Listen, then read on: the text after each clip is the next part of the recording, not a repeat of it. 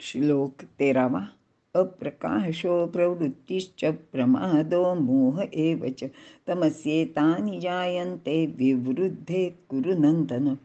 अर्थ, हे कुरुनंदना अर्जुना, प्रकाशाचा अभाव, कर्म करण्याची प्रवृत्ती न होणे म्हणजेच प्रवृत्तीचा अभाव, प्रमाद आणि मोह ही चिन्हे तमोगुण वाढल्यानंतर दिसू लागतात असे तू समज. विवरण. अप्रकाश म्हणजे प्रकाशाचा अभाव. प्रकाश म्हणजे ज्ञान व चेतना. चैतन्याचा व ज्ञानाचा अभाव तमोगुणामुळेच उत्पन्न होतो. अशा वेळी मन कोणत्याही कर्माला किंवा कामाला प्रवृत्त होत नाही. म्हणजेच साहजिकच प्रवृत्तीचाही अभाव निर्माण होतो. ज्ञानाअभावी प्रमाद घडू लागतात आणि मोह निर्माण होतो. अप्रकाश, प्रकाशाचा किंवा ज्ञानाचा अभाव यामुळे इंद्रिये व अंतःकरण यामध्ये जी समजून घेण्याची शक्ती असते ती तमोगुणामुळे लुप्त होते. मागील गोष्टी स्मरणात राहत नाहीत, नवीन काहीच कळत नाही. येथे विवेकाचा सुद्धा अभावच असतो.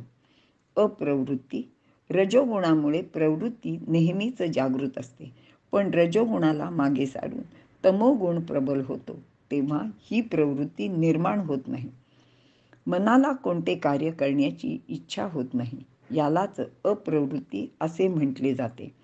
प्रमाद, कोणतेही कार्य न करण्यामुळे आवश्यक व योग्य किंवा विहित कर्मसुद्धा केले जात नाही आणि हाच तो प्रमाद आहे. मोह, अंतःकरणात विवेकाचे विरोधात भाव उत्पन्न होतो. कोणतेही कर्म करणे किंवा न करणे किंवा कर्माची योग्यता ठरविणे म्हणजेच विवेकाने निर्णय घेणे. पण मूढतेमुळे विवेक कामच करीत नाही. विवेकाचे अभावाने मोह निर्माण होतो. मोह म्हणजे सत्य काय ते न करणे, संभ्रम होणे. मोह म्हणजे बुद्धिभ्रष्टता.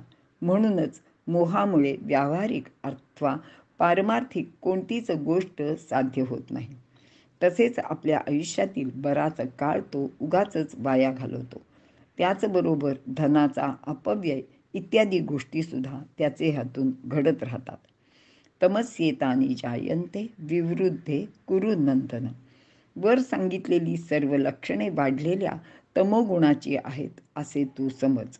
येथे सत्व व रजगुणाला मागे टाकून तमोगुणाचे प्राबल्य वाढलेले असते. म्हणजेच अप्रकाश, अज्ञान, अप्रवृत्ती इत्यादी गोष्टींचे दर्शन घडायला लागते. सत्व, रज, तम हे तीनही गुण सूक्ष्म असल्याने ते प्रत्यक्ष दिसत नाहीत.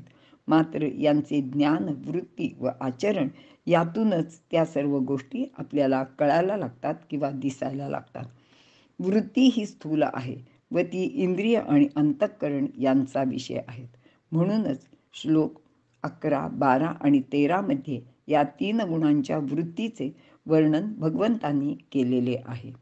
इथे आपण थांबूया.